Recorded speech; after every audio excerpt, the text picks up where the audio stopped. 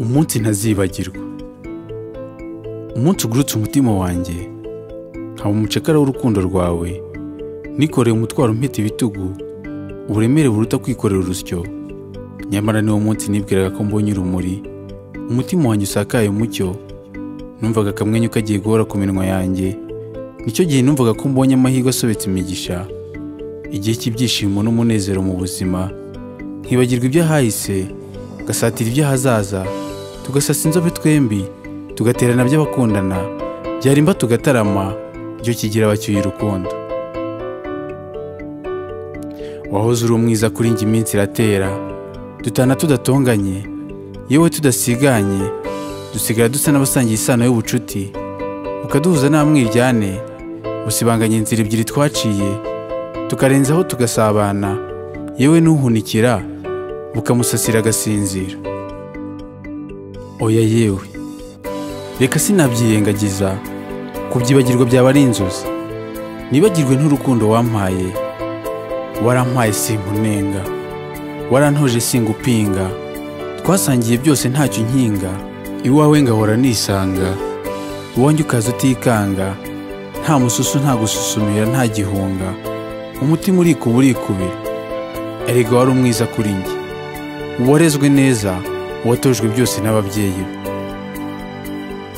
Sinjya nibagirwa uwo munsi, umunsi nabonye ku kazuba, umunsi numvishe akayaga gatamye, umunsi umwijima wuje urumuri, umunsi umutima wanjye wateye ituze, umunsi inseko yuje ibitwenge, umunsi inzozi zanjye zabaye impamo. Yewe wari umunsi udasanzwe, nubwo iminsi yasiga ahura, nabonye itandukaniro ryayo. Nabonye ishusho y'urukundo, nabonye uburyohe bwarwo, numvise uburibwe bwarwo. Sinasibanganya inkovu zarwo, sinakwibagirwa ibikomere byarwo, sinakwisaranga imbere yarwo, nta n'icyo nahindura mu byarwo.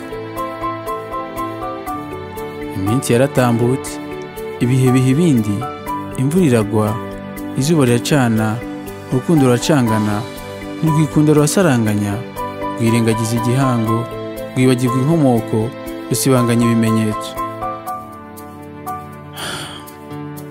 Gusa wari umunsi udasanzwe. Uwo munsi nawushyizeho ikimenyetso, nawushinzeho ibuye ry'urwibutso, nuwibuka ujye ugutera ituze, uturame utureze, utere intambwe ujya imbere, ugane bukuru mu bajyanama. Uhanure itetero ry'abato, ubatoze urukwiye, ubahunze ururyarya, ubasomere inkuru nziza, uzababwira iby'uwo munsi, umunsi udasanzwe, umunsi ugurutse umutima wanjye.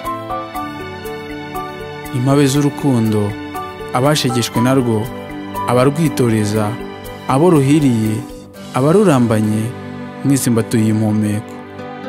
Muhumeke amahoro, mutarame by'abakundana, mubane mu rukundo, ariko kandi ruzira amacenga.